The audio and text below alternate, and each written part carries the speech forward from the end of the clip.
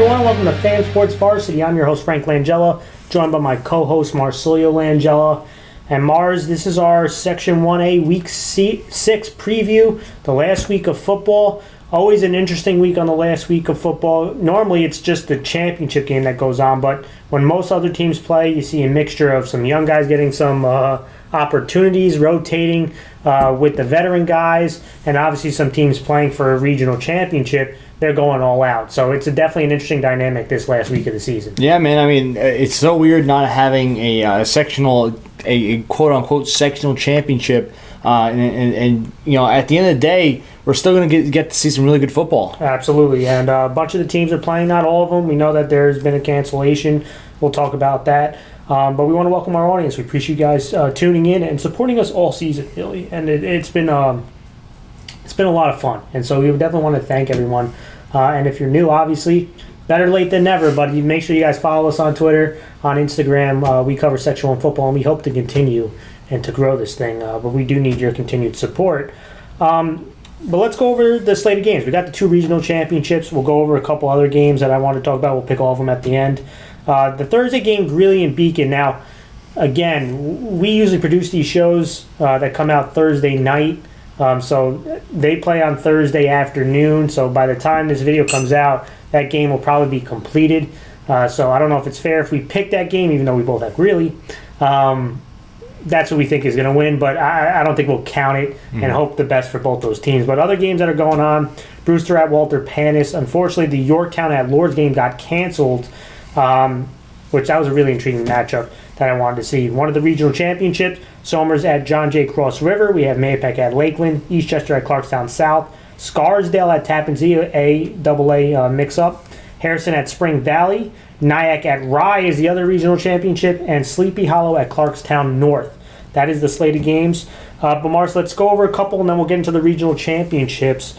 First one I want to talk about, obviously, was Yorktown Lords, but that got canceled. But let's go to another one. Eastchester 3-2 at Clarkstown South, who's 4-1. Eastchester beat Sleepy Hollow last week. Clarkstown South has beat Washingtonville last week. And I think these are 2 really solid football teams. But let's start with Eastchester. Offensively, the offensive line to me is the unsung hero. This offense is tied for 7th in 1A in points scored, and they're led by their rush attack. And it's with these big boys up front, guys like Calabro, Howard, Chiafone, and we talked about this on previous weeks, and company, have really done a good job moving people and creating space for their running backs in quarterback Sparadino, who I know was dinged up last week. I'm interested to see what his health status is this week, but he is a tough kid. He runs hard. He is really a dual threat guy for them and their most explosive player. But got to give a shout out to their other weapon, D'Agostino, their running back. He picked up the load when the quarterback was dinged up. 142 yards, 3 touchdowns last week. He really took that mantle, and I think you're going to see more of the same. This offensive line is going to try to push around Clarkstown South. It will not be easy. They'll be tested against the defensive front 7 of Clarkstown South, who's definitely been playing better. But that's their identity. Try to run. I think they're going to try to hit maybe some more outside, some more off-tackle stuff with their speedy guys, because we have seen Clarkstown South give up big plays. Hasn't happened in recent weeks, but they definitely want to test it, and I'm expecting to see some play-action pass with Sparadino. But the big thing to me for this offense is they got to protect the ball. Turnovers are big. Clarkstown South has been forcing a bunch of turnovers. They feed off those turnovers and produce some points off of it. So it's important for Eastchester to make the most of their possessions offensively. Mars, defensively, I think the secondary is going to be tested. You're going to see a bunch of RPO. You're going to see some tempo. And to me, they're going to have to dictate their coverage toward Nate Martins, who's been really good for Clarkstown South because he is a big play guy. But we know Eastchester has some size up front, and the linebacker's not the biggest guy, but they are rangy. They like to attack.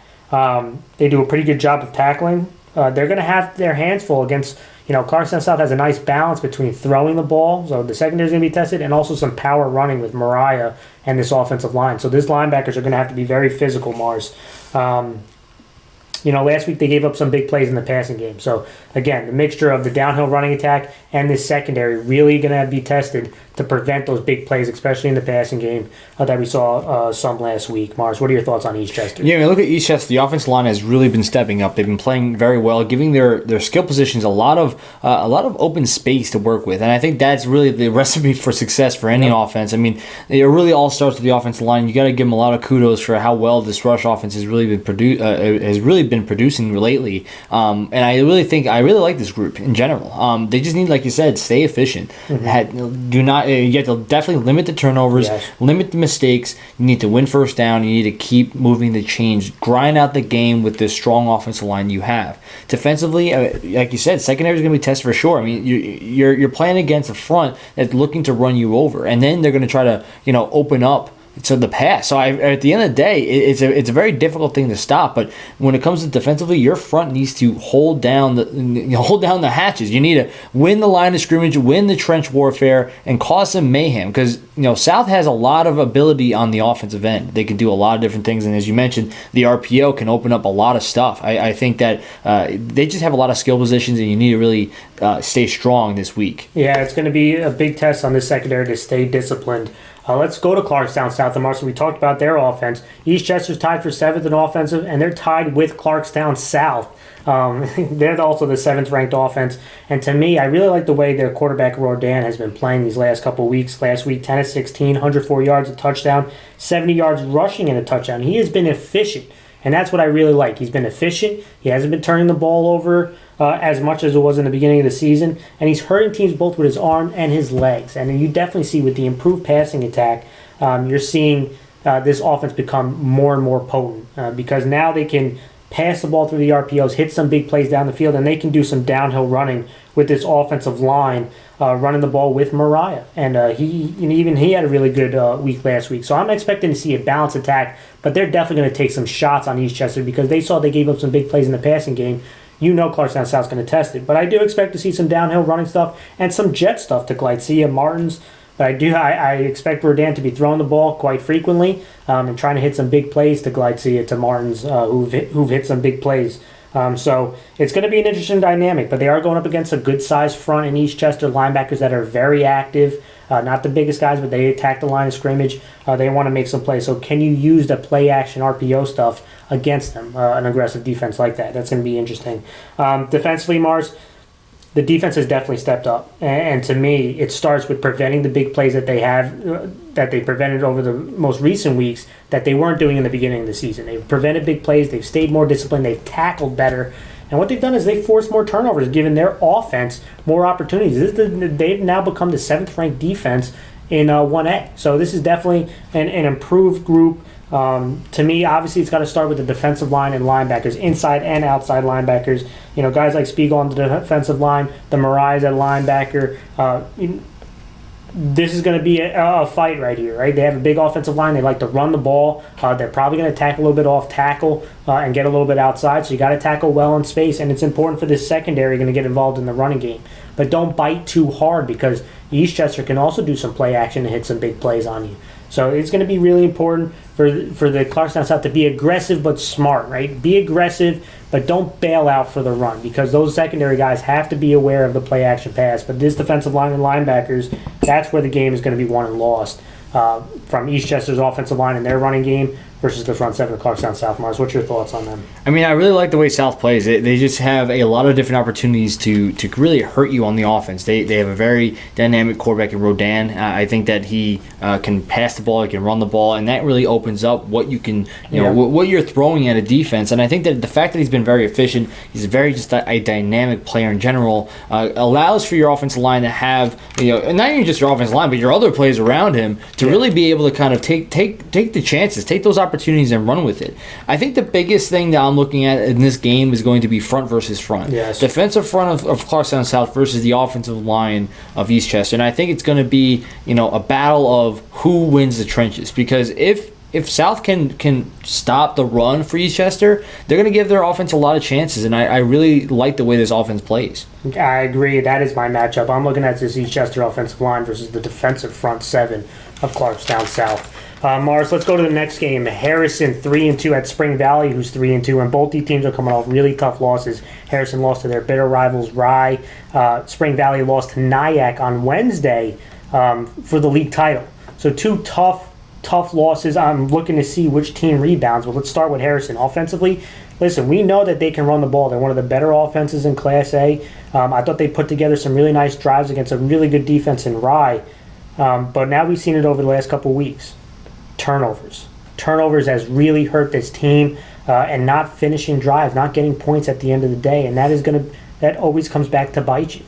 This Harrison offense, they're even hitting big plays in the passing game, but again, you can't turn the ball over. It's devastating. It hurts your momentum. It creates momentum for the other team, and Harrison knows that. Hey, I think that they're going to have.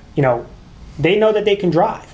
But the point is now to hold onto the football, punch it in when you get close to the red zone, and it's going to be a big point, I would imagine, that the coach is talking about. But against the Spring Valley team, who is a little bit beat up, Mars, and I think they have obviously a speed advantage over you, the power running game. I think the power running game is going to work against this Spring Valley team. And the misdirection. They like to be aggressive at Spring Valley. You might see some new faces on the defensive side. Test their discipline. Some of the twist concepts out of the option, some of the counter concepts. I think they can hit some big plays with those misdirection plays. But the biggest thing to me, you got to protect the ball because Spring Valley has the capability, and you've seen it all season. They could take those turnovers and turn it into points and give their offense an opportunity. Defensively, Mars, I thought they played strong for the most part. I know, you talk about the running game of Rye. They still had 160 yards rushing. But they played a bend but don't break defense, and they made some big stops to give their offense an opportunity. They forced some turnovers. You're going to see a different type of style offense. Now, if Spring Valley was completely healthy, the power running game would worry me a little bit against Harrison. But I think you're going to see more of a outside run attack. I think you're going to see off tackle attack. You're going to see an outside attack, and I think that kind of molds better to what Harrison wants to do. But if you lose contain on these Spring Valley players, they're going to really hurt you. And I do think Spring Valley is going to rely on the passing game a little bit more. Now, we did see Spring Valley versus Nyack condense the formations a little bit and try to, suck in the defense so that they can run off tackle and run outside. So there is something to keep in mind for that. But I think there's going to be a really big game for these linebackers in secondary to tackle in space. Mars, what's your thoughts on Harrison? Yeah, I mean, Harrison, we both picked him against Rye, and we picked him for a reason because the offense can move, and they were moving quite a lot. And you can obviously tell that they have the ability to match most top teams we saw. Yeah. I mean, Rye is a top team in A, and they were right there with him for most of it. And the biggest thing that hurt them was these turnovers. I mean, these constant drive killers. They would drive all the way down the field, red zone opportunity, and then fumble the ball. And that can kill any drive, no matter what team you are, whether you're Somers, you're Rye, or you're Harrison. I feel like that is such a crucial thing to really pay attention to. And I think that if they limit the turnovers, the power game should work. I mean, I really like the way that this team plays football. They have an aggressive niche to them. They can really move the ball, move people out of their way. The option is look smooth for them. Yeah, exactly. And they do have a lot of smoothness when it comes to their offense. It just has to be finishing drives. Yeah. Defensively, it's like, as you mentioned, it's the bend but don't break defense, and I think that when you're playing against Rye, it's going to be very difficult to not break at some point with the way that the run and attack for Rye has been. Now, when you're playing against Spring Valley, depending on how many injuries they have, this could definitely change how this defense plays. I think that no matter what it is, you have to win a line of scrimmage and you have to seal the edge. You have to stop any outside plays because Spring Valley has a lot of speed to them, right? And I think that's going to be crucial to this game. And going to Spring Valley, Mars, I talked about it, and they're not going to make excuses, but the injury bug has definitely hit Spring Valley. I mean, they were down Duncan, one of their better backs, Alexis, one of their better backs. They just lost Hobson the other day. And we don't know the status of these guys, but that's a lot of firepower for any team. So down a couple backs, you don't know the status of them, but I do think they're going to have guys that step up for Spring Valley. And the biggest guy I'm looking at is Rochelle Paul, who's had a really nice season this year. He's kind of their gadget guy. He can line up running back, wide receiver, quarterback. He had 181 total yards last week and a touchdown. I think the focal point is going to be giving him as many carries as you can at the running back spot, out at wide receiver, get him in space because he's a game wrecker. And I'm expecting to see a bunch of outside runs, off tackle runs, and then a guy like Etienne at the running back spot to try to, if you want to go into a little more power stuff, make some sense going that way. But I think they are going to rely a little bit more on their quarterback, Bella Fleur, to try to throw against the Harrison secondary, try to get the ball out of his hands quick to his playmakers in space, guys like Jones, Toussaint, Paul, and Rochelle Paul. So do they lose a little bit of their power football game? Probably with the injuries. But this is another team that turnovers really hurt them offensively. And it's another group that they have the firepower to make some big plays, but you can't turn the ball over. And Spring Valley has run into that a little bit. So it's going to be big for them to also hold on to the football, play a clean game, and take some shots with their playmakers. If they can get in space, I do think they can hit some big chunk plays because they still have a bunch of guys who can hit the home run. Defensively, Mars, it's stopping option football, so it's about the discipline. Harrison wants to play with some tempo as well, so it's up to this defense to stay disciplined. I know they want to attack, they want to be very aggressive, but make sure you attack the correct guy, right? If you're supposed to be tackling the fullback, tackle the fullback. If you're supposed to be contacting the wing, contact the wing, right? If you're supposed to be contacting the quarterback, right? Don't come off your keys. Stay disciplined because Harrison is going to target you. They're going to isolate you if you're not. So, I'm expecting these guys to be aggressive, be true to who they are, but the most important thing is to be smart because Harrison can hit those big plays. I think the secondary can match up when they go into the pass, but it's the power run that worries me a little bit. But I do think Spring Valley would be up to the task, Mars.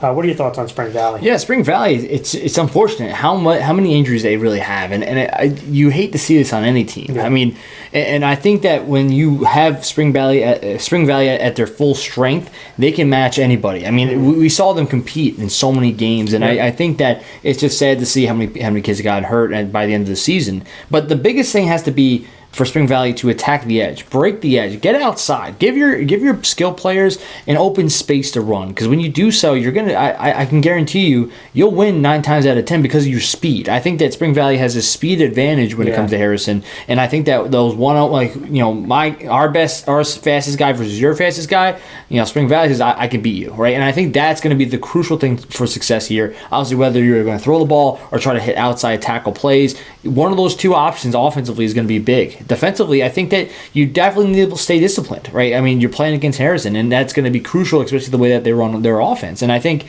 for Spring Valley, I say I'm going to blitz more than I have in the past because of your fact that you lost a lot of skill players. You're going to have to send the heat, and Harrison's going to try to overpower you, and you're going to have to send guys to meet these backs at the line of scrimmage and not sit back because if you do, then you might get blown off the ball, and all of a sudden now your defense is in a really tough spot. Yeah. And to me, the matchup I'm looking at Harrison's secondary versus these Spring Valley skill guys because they still got some skill guys that can hit home runs. So this Harrison secondary is going to have to be ready to tackle in space and defend the pass. Let's go to one of the regional championships, Mars.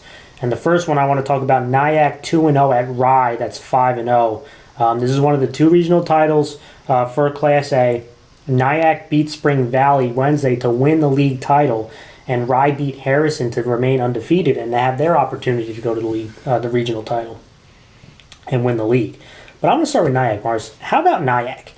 I mean, these guys have run into such lousy luck with all the COVID pauses. They've only got to play 2 games. They barely practice. I think they had 3 practices to get ready for Spring Valley. They go 2-0, and they win the league. You got to give a lot of credit to the coaching staff and the kids at Nyack. I think they had a couple of 5 a.m. practices, Mars, which is ridiculous. And they were still able to, play good enough football to go 2-0 and to beat a good Spring Valley team to win the league is a great testament to the group. But let's talk offensively. They come out in the wing tee action offense, and it has been shaky. Let's just call it what it is offensively.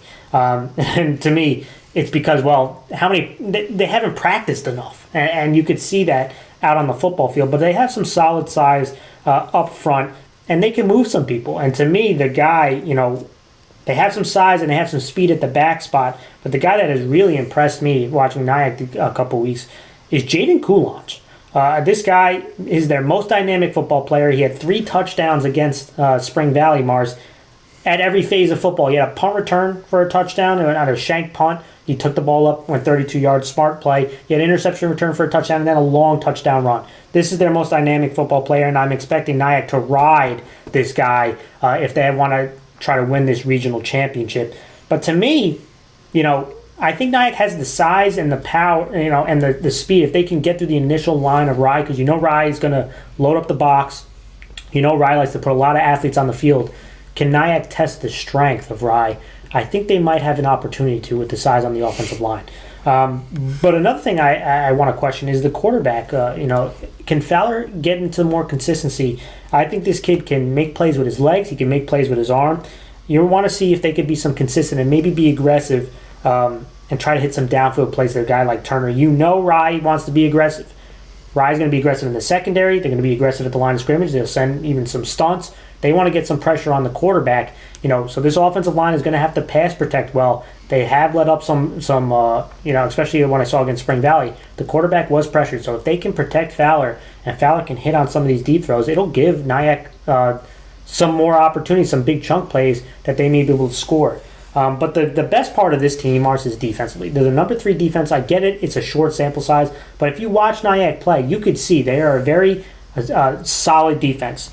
They have decent size on the line of scrimmage. They have really good speed at the linebacker spot, who are very aggressive and like to attack the football. These guys rally to the ball. And I think the biggest thing, obviously, is going to be slowing down this rush attack, which no team has had much success on doing.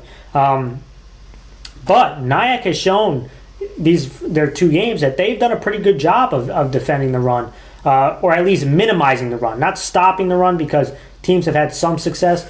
But these guys they've come up with some big 4th down stops. They have forced some turnovers.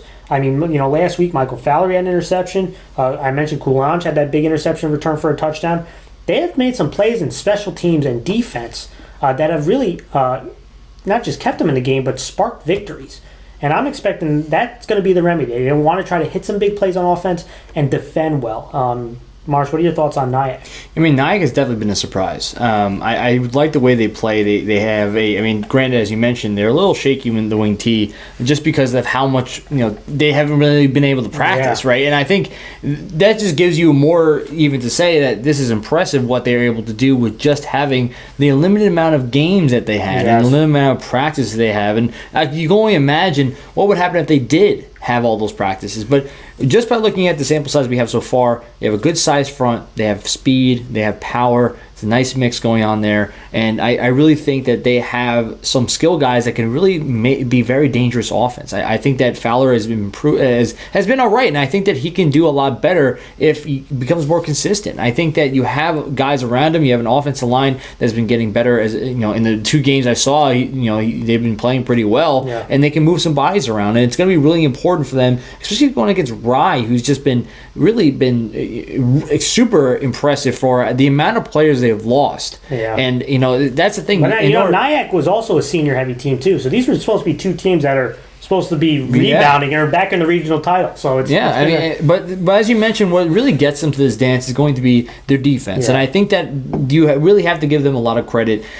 They are very aggressive. They rally to the ball. They're fast, and they definitely show this grittiness to them. They show you that they're not going to just let you walk right past them at the line of scrimmage. They're going to meet you there, and you're going to feel it. And I think that's going to be big when it comes to how they play against Rye. I think Rye is we're going to transition to the offense, but the Rye has a very impressive run attack, and I think that in order to kind of stand your ground, you have to meet them at the line of scrimmage. You have to mimic that aggressiveness, and I think that's going to be really important when it comes to how Nyack can compete in this game. Absolutely, and obviously you're going to see a lot of loaded boxes, I would imagine, and Nyack trying to be very aggressive.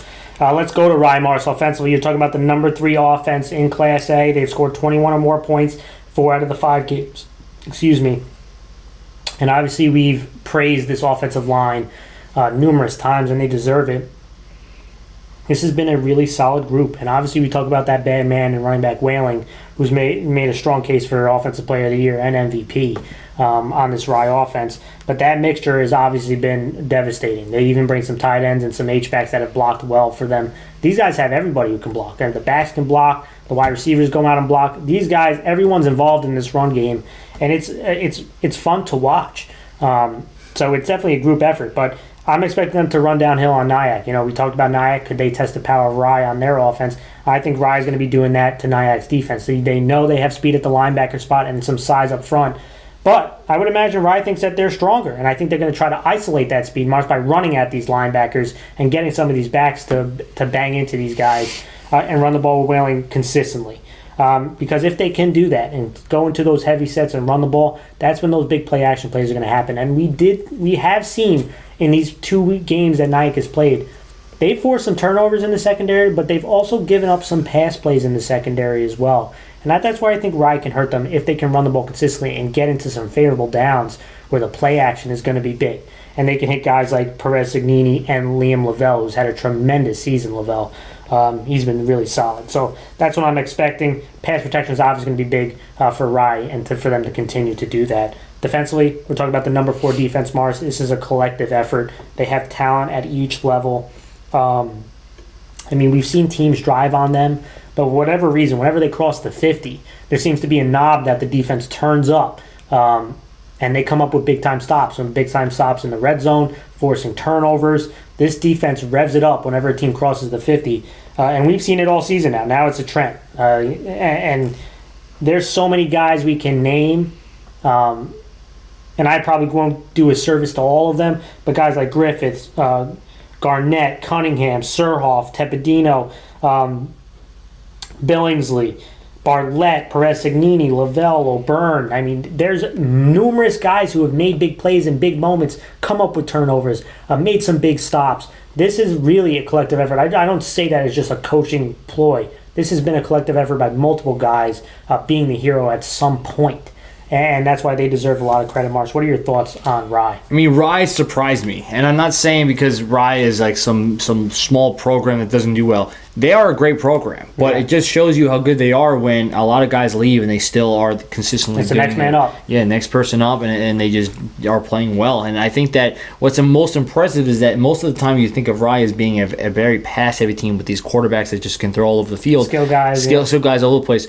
Rye has proven to be a very good offensive team no matter what it is, whether now it's running the ball or just adding in the run with the pass, right? The play action. Those young quarterbacks have been improving, Mars. Yeah, exactly. And I think that when you look at the key cog of this, it's Whaling. Whaling has just been dominating up front how he runs and how he's a playmaker. But I think that you look at the offensive line, when you talk about the top offensive lines in Section 1A, they are up there. Granted, everyone and their mother knows my favorite is John Jay Cross River. I call them top 3. I think they're top 3 offensive line. Yeah, and they've proven it. Their rush offense has been phenomenal. They've just been dominating teams up front. And I think that they need to continue doing so. And I think if they're going to first test to see how much they can get. If they're running downhill, can Nyack hold their ground? If they can't, then this is going to be a short game. They're going to just keep pounding the ball right down their face until they stop them. And then once they do stop them, they're going to throw it. Yeah. They're going to play action pass, or even better yet, just run outside. Because it's going to be very difficult to stop this offensive line. Yeah.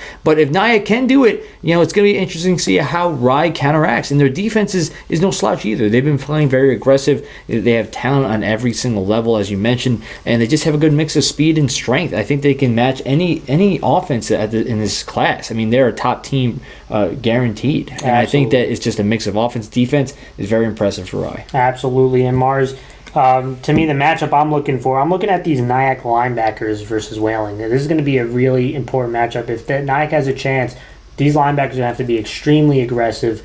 A guy like Coulange versus Whaling is a really interesting dynamic. All right, Mars, let's go to the game of the week, the other regional championship. And this is Somers 5-0 at John Jay Cross River, who's 5-0.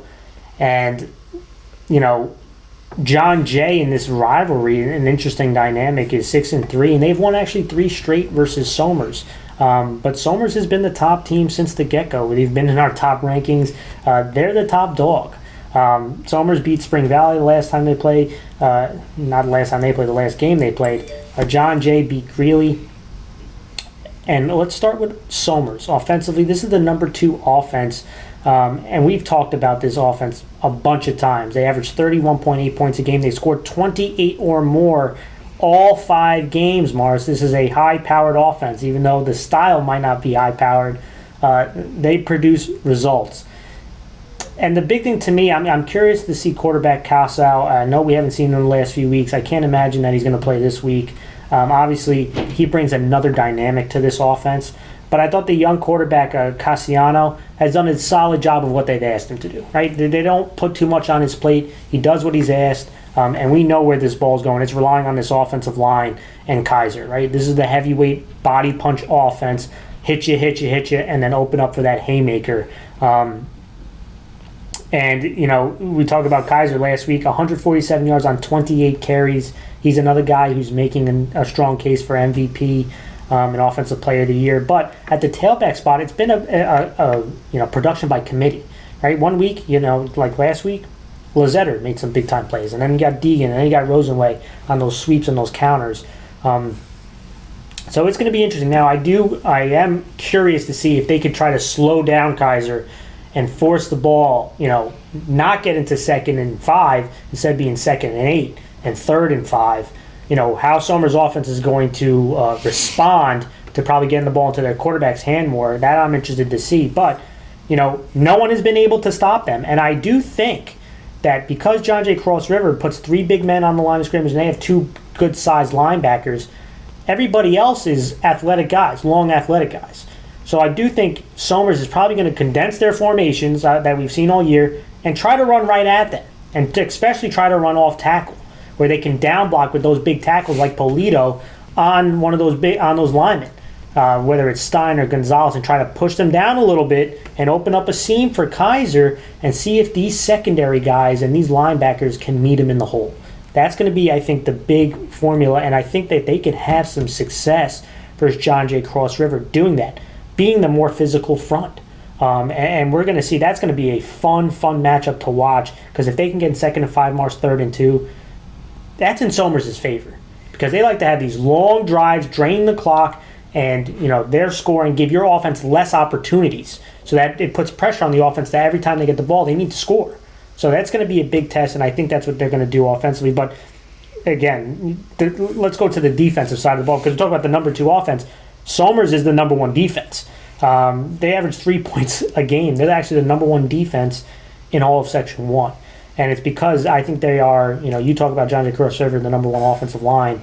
I talk about Somers as the most physical front 7 and probably the best front 7 in Class A. They are hard to move up front. Guys like Curran and Polito are a load. And these edge defenders, guys like Kaiser, Deegan, Lazetter, they cause a lot of penetration. They're very aggressive. And the secondary matches that aggressive. They play aggressive on those wide receivers because they know that quarterback's not going to have much time when they go into passing down. So they like to be aggressive, try to make plays on the ball, force interceptions. This is an aggressive football team. The biggest thing is creating negative plays.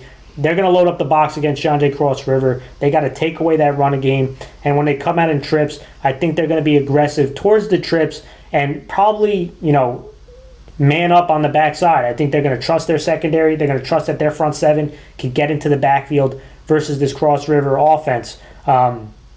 If they can get Cross River into large passing downs, that's when they like to bring the stunts. That's when they even like to, send some guys off the edge. Somers will mix it up. They'll trust their front 4. They'll bring some heat. Whatever it is, they're going to make whatever offense has to make very quick decisions, especially in the passing game. Mars, what are your thoughts on Somers? At the end of the day, Somers has been, their offense has been dominant. I mean, I've been touting Kaiser, how well he's been playing. We literally have been watching him for years do this. And the offensive line, if it's not John Jay Cross River, it's Somers' offensive line that's considered the best. And I think that they, in my eyes, they're the second best offensive line. And you just have so many playmakers on this offense that can really make a lot of guys miss. But Kaiser's that guy you can make guys miss, but you can just run him right over. And I think that he's just a lethal back to have on a team like this that really just, like you said, dominate the time of possession, really just drain the energy of this defense and just keep trying to pound the rock. And the only thing that could be troubling is going to be if Cross River can stop the run. Then what are you going to do? And you mentioned the fact that Somers now has to come up. Are you going to throw the ball now with a younger quarterback? And how is that going to how are you going to do that? And how well is that going to be completed? And I think that's going to be the big question of the game. But defensively, as you mentioned, they're a top defense, and I think that their front is very lethal, very dangerous. And I think this is going to be a very interesting matchup against a very good offensive line of John Jay Cross River. But as you mentioned, cause some mayhem in the backfield, have some penetration, make Cross River have to have a 3rd and long scenario, and then you're going to bet on that your front 7 is going to get to the quarterback before they can get a first down. Yeah, absolutely. And I did do a little breakdown on Somers' defensive front 7. We'll let the audience see. For this video, we're going to talk about Somers' defense and really focus in on the front 7 of this group.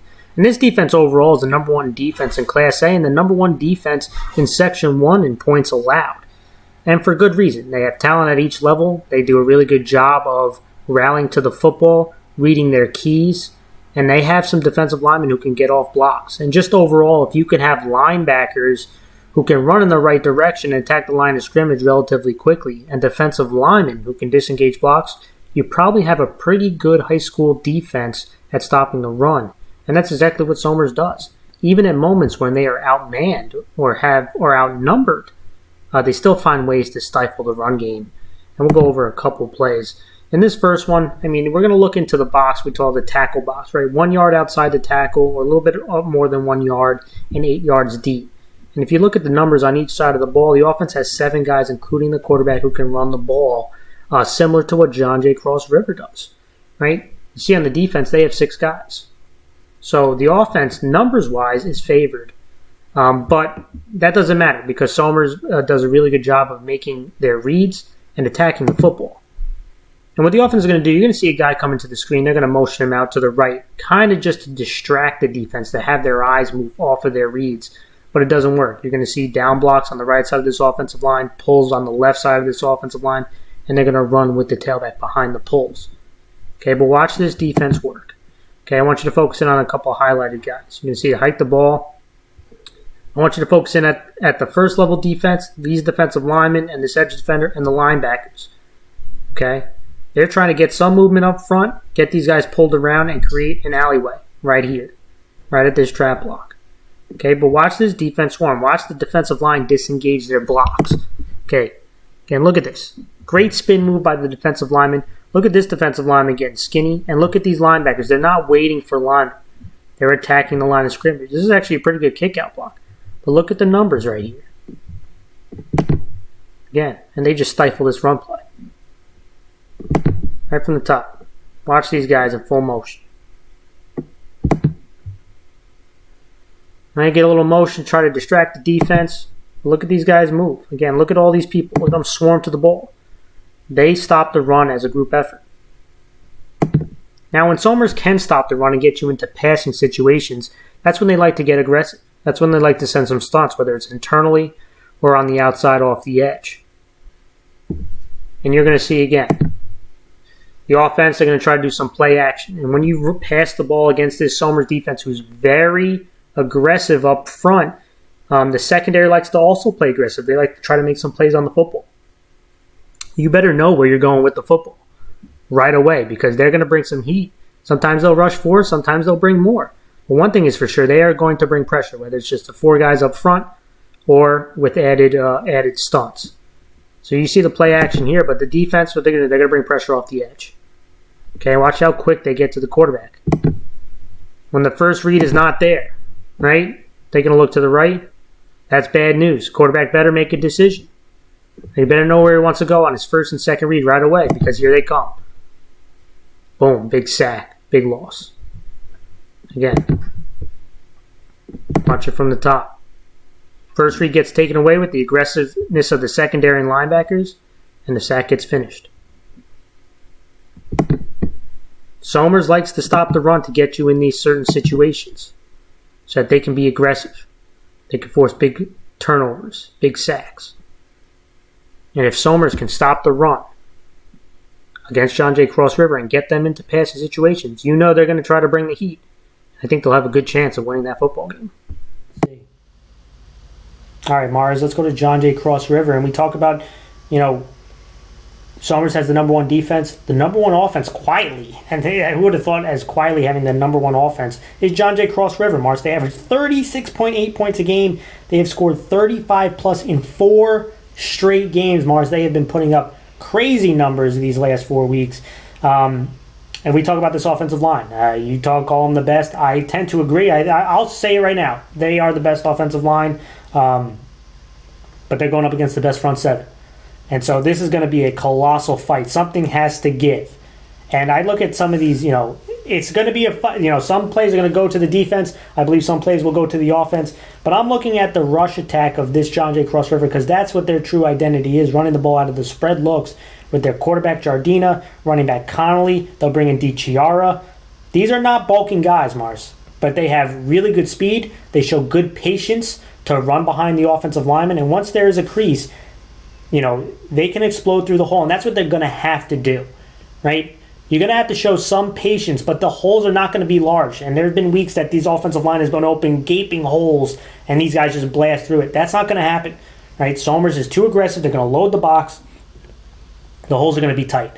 So these running backs that I mentioned are going to have to run with strength early and then speed after. And what that means is you can't get tackled by arm tackles. Again, these are not bulking guys, but you're going to have to run hard. You're going to have your shoulders, over your toes running. You got to get through that initial line of scrimmage, because if they can against this Somers team and get these guys into open space, they can hit home run plays. We know Jardine has done it. We know DTR has done it. These are guys who can hit home runs, big chunk plays against this defense if they can get to that second level. So it's going to be really important for these guys. And another thing, did anyone notice what John J. Cross River was doing a little bit against Greeley Mars? They were throwing the ball, and I don't think that was by accident, because they know they're probably going to have to throw some against this Somers team and take advantage of these loaded boxes and these man coverage concepts that Somers might throw at them. That when they throw stunts, they're going to have to hit some hot reads. They're going to have to hit some of those one-on-one plays and get some of these playmakers in space like DiChiari and see if those guys can win one-on-one battles. Because if they can do that, right, now the offense can put up some points against this defense. But the quarterback's got to be smart with the ball. He's got to make quick decisions. This is going to be a really important game. Not just that offensive line versus the defensive front is the colossal battle. But another big important is this quarterback, Jardina. He's going to have a great game for them to be champions. Defensively, Mars, listen, we talked a lot about these matchups. Again, another matchup. The physicality of Somers' offensive line has to be met with these guys. I guess you want to say it. Call them out. I'm going to call them out. Gonzalez, Stein, Farrar, Brennan, the linebacker, Halafanua, the linebacker. That's the bulk of the defense. Everybody else is skill guys, and they're going to have to be very aggressive, those edge guys, in the run game.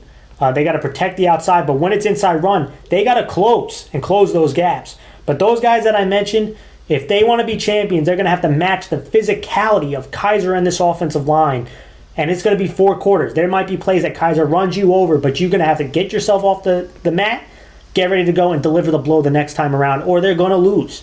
They're going to lose because Somers is going to have these long drives and grind you out.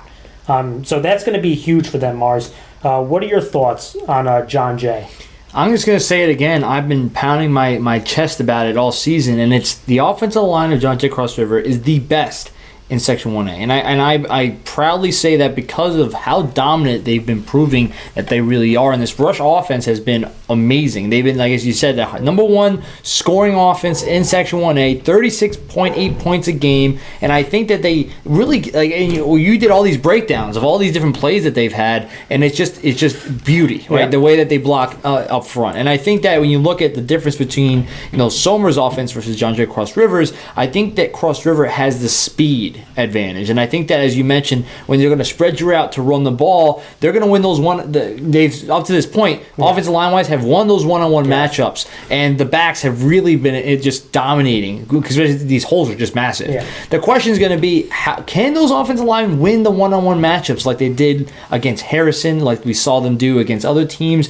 And if they can do so, this offense is going to have a day, but it's going to be very difficult to really say, oh, yes, they will, or no, they won't, because Somers' defense is very, very good. Yes. I mean, I think that's going to be the most impressive matchup of the day is going to be the defense, #1 defense versus #1 offense, and who's going to win that battle. But I just think they have such game-breaker speed. They can, and I like the fact that they've been throwing a little bit more, because now it really makes Somers say, what are they? Like, are they a running all? Yeah, or but we know what they are. We know what they do. The box, yeah, we know what they're going to do. Let's see if you could throw on us. But the question is going to be, how efficient are they on throwing the ball? And if they are efficient, this just makes this offense even more deadly. Yes. And I think that's going to be kind of the scary part about them.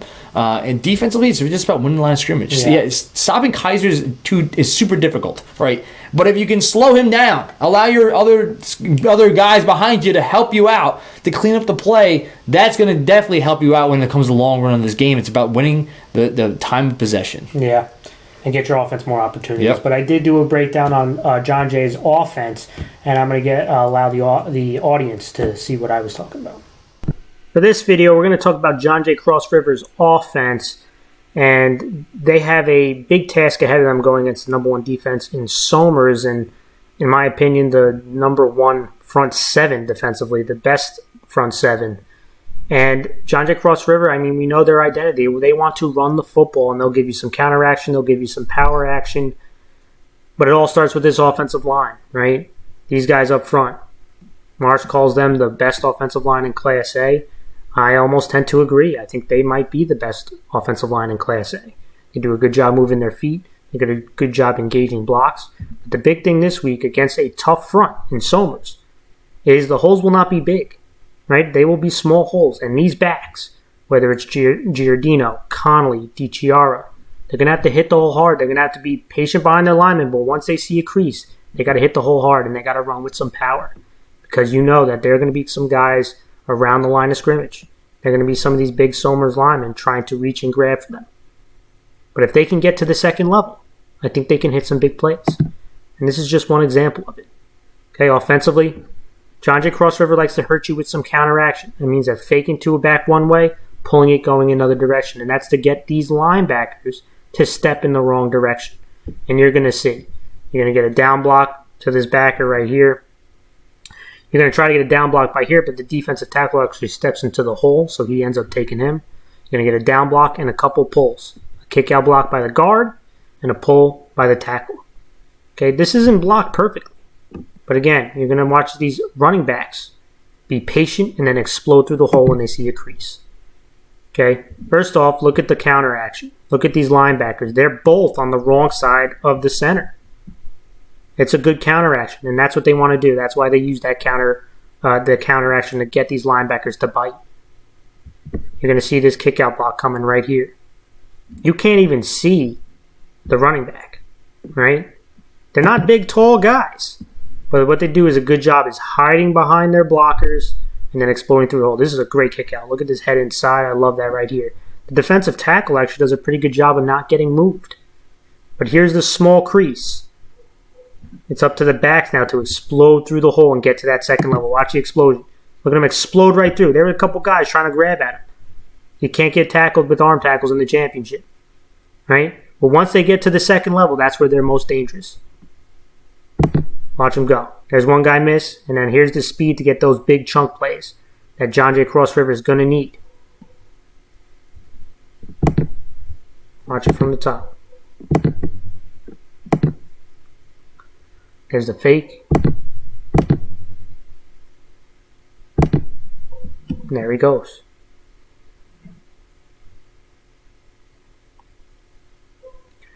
Now, we saw this last week. John Jay Cross River making plays in the passing game, and they're going to need to. We talked about in previous video the aggressiveness of Somers. They like to send stunts, whether internally or on the outside. All right? And you're going to see this defense. That's what they're going to do. They're going to bring two backers. Okay? It's a passing situation. Offense, they're going to run single receiver to the side, trips to the right, and they're going to throw to the single receiver side. And it's going to be big for these guys to make plays. They're going to get pressure. And the secondary is going to be aggressive. So quarterback's got to know where to go with the ball right away, make quick decisions, and these playmakers are going to have to make plays in open space. Okay, watch it. He knows right away where he's going. Quick decision, doesn't let the pressure get to him. And these playmakers, DTR and company, they're going to have to make some catches and make some people miss. You're going to face an aggressive secondary, but if you can break one tackle, if you can get into some space, they might be able to hit some home runs, just like they did on this play.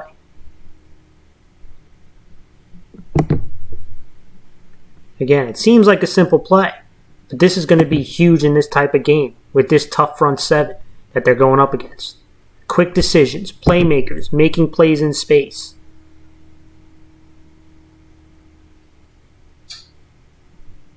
Boy, this game is going to be a good one.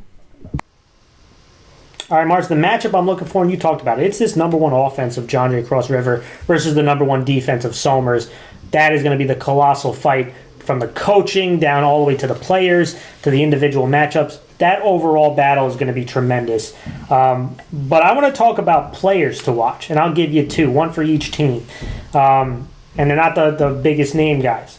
To me, on Somers, I'm looking at Lazetter, the running back and linebacker. You call him outside linebacker, defensive end.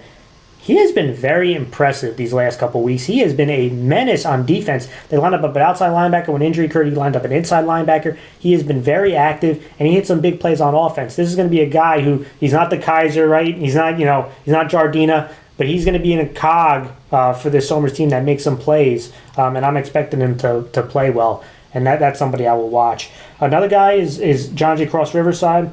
He's someone that has been really growing these last few weeks, and he's had a really solid season. This running back, wide receiver, and defensive back DiChiara of Cross River.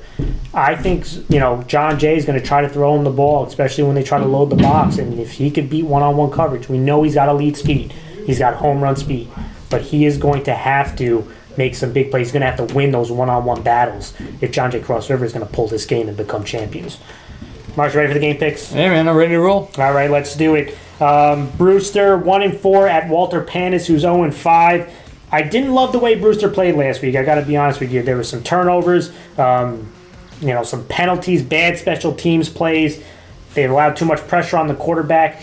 I think Brewster's got to, this is a look in the mirror game. I know you're going to see people rotate and all that, but I do think Brewster bounces back and wins this game. Walter Panis has a young team. They're not going to give up. They're going to fight, but they have the 19th defense out of 20 teams in A, and I do think Brewster can hit some big plays, especially in the run game with a guy like Rhodes. I'm going to go with Brewster. Yeah, I'm going to go Brewster as well. I agree with you. I didn't really like the way they played last week, and it definitely was disappointing. Yeah. But all it means is that, like we said before, there's not a lot of teams that just have bad losses 2 weeks in a row, and I think they're going to try to bounce back. As you mentioned, Penn is a young team. I just think Brewster has more in the tank.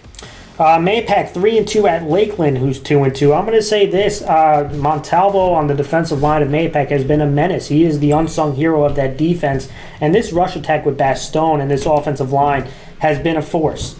I've been leaning towards Mayapack. Right, Mayapack is one of the biggest schools in A. They've been playing well these last couple weeks. You talk about their defense has been improving, but I'm going to say this, okay, about Lakeland, and again, I'm going to call Lakeland out, I guess, in a fun way, right? Not a disrespectful way.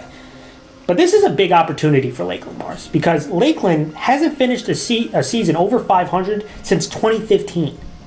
They're 2-2. They're 500. A win will put them over 500. That hasn't happened in 5 years. This is a big opportunity and a step forward for Lakeland to make, because they had a solid season last year, but they ended the season 4-5. This is an opportunity for these seniors and for these players to put Lakeland in the right direction.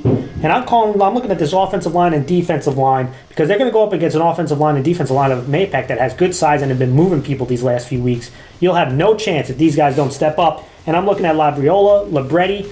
Those guys are going to have to run hard in the run game against this Mayapack defense if they're going to have a chance. So after all that, I have convinced myself I think Lakeland will do it. I think Lakeland has a huge opportunity in front of them. Again, this has been a hard game for me to pick. I think Lakeland at home, they didn't play last week. I think they've been itching to go on the football field. It's going to be a close one, I think, but I think Lakeland will do it, Mars. Yeah, it's tough. You look at the front of that Mayapack has. How the biggest team in A. Yeah, this is a big how opportunity. often does a team how often does Mayapack get a big line like that, right? And it feels like it's been recent years. It's been happening. Years, yeah. Yeah, they've been having this big line, up front, yeah. and they defensively they've been improving, right? And that's kind of the big thing that we notice about Mayapack. But Lakeland, as you mentioned, they need to have this win to kind of set them in the right course.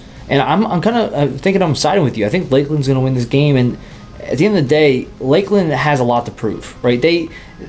I really wish we had the stats of knowing when was the last time Lakeland. What was the overall record of a Lakeland Mayapack? Because it's been a long time since Mayapack. I don't think they've played years since ago. 2004. Yeah, it's been. I'm saying many years ago. I'm saying years ago, Lakeland and Mayapack used to be a big time showdown. That was a long time. I know in other sports they have. Yeah, football. The question's going to be, how does Lakeland want to right the ship? Do they want to be seen now that Mayapack's an A, right? And this could be a constant battle, not that far down the road. Yeah. Do you want to come out of this maybe early rivalry game as a loser, or you want to come out as a winner? And I'm going to try to say, I think Lakeland's going to come out victorious in this game. I think we're picking with our heart, bro. Let's go Eastchester 3-2 at Clarkstown South 4-1. Again, a really intriguing matchup. I'm going to go Clarkstown South. I really like the way Clarkstown South has been playing. I think, They've had a really nice balanced attack on offense. And defensively, we talk about it each week. Eastchester is a really solid, gritty team. But I just think Clarkstown South can hit some big plays.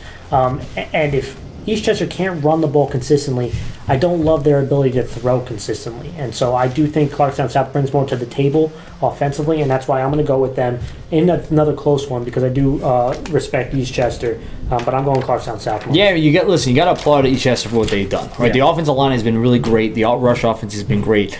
The downside is that I haven't really seen enough to say that they can do more than that. And I think that Clarkstown South brings more to the table, as you mentioned. I'm going to go with South in this one. Scarsdale 3-1 at Tappan Zee 2-2. There's a AA mix-up. Listen, I really like Tarpey. I like Tappan Zee. I think Tappan Zee's one of been more surprising. They were supposed to be a really young team, thinking that they were going to take a step back. They've had a solid year, but I'm going to go Scarsdale, Mars. Tappan Zee's offense is playing the number one defense in 1AA. I think with the way Scarsdale plays offensively, they'll limit the possessions that Tappan Zee has. And this Scarsdale defensive front can cause some pressure. So if they can keep the Tappan Zee quarterback in the pocket, I think they'll do a decent job of that.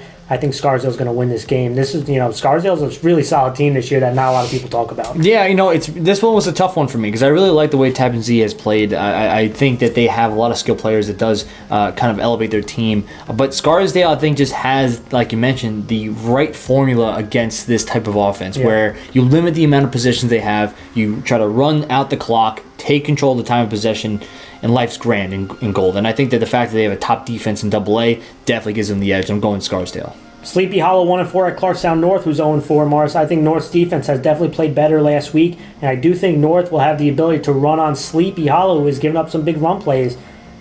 But I don't think the offense can keep up with Sleepy Hollow. I think Ben Good and these weapons are going to create too much pressure for Clarkstown North's defense.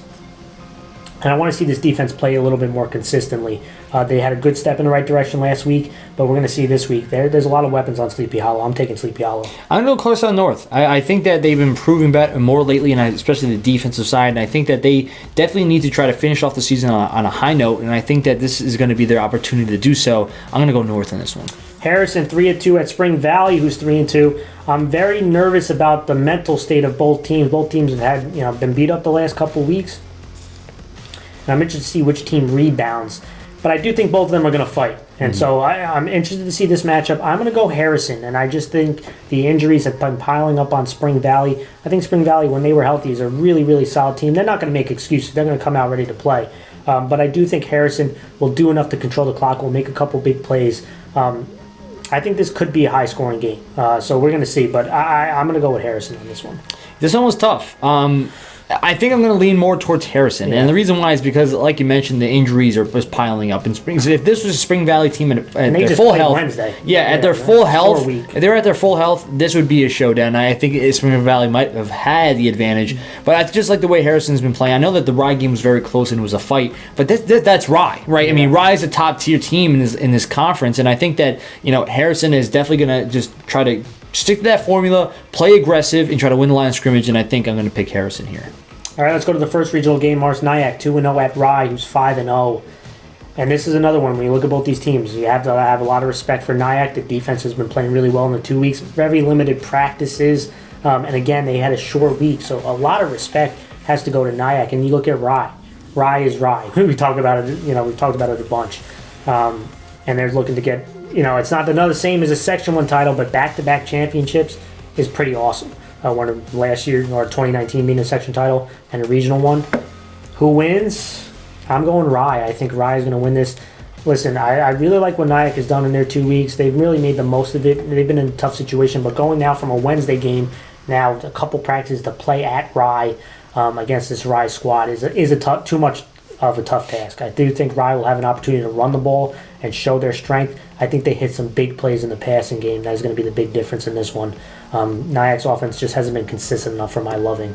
I'm going to go with Rye. Yeah, I'm going to go Rye too. I feel like, as you mentioned, Nyack, you definitely have to applaud them what they were able to accomplish with such little practice time. Yeah. But that kind of goes into it. I feel like most teams have always had kind of a downturn in this COVID season, and I feel like Nyack not having enough games I feel like this one might be that down game. And I think that Rye has just been cooking on all cylinders, and I think the rush offense is definitely going to set the tone of the game, and they're going to definitely kind of waste the clock out and kind of just run over Nyack as much as they can. It's going to be tough, but I think Rye's going to win.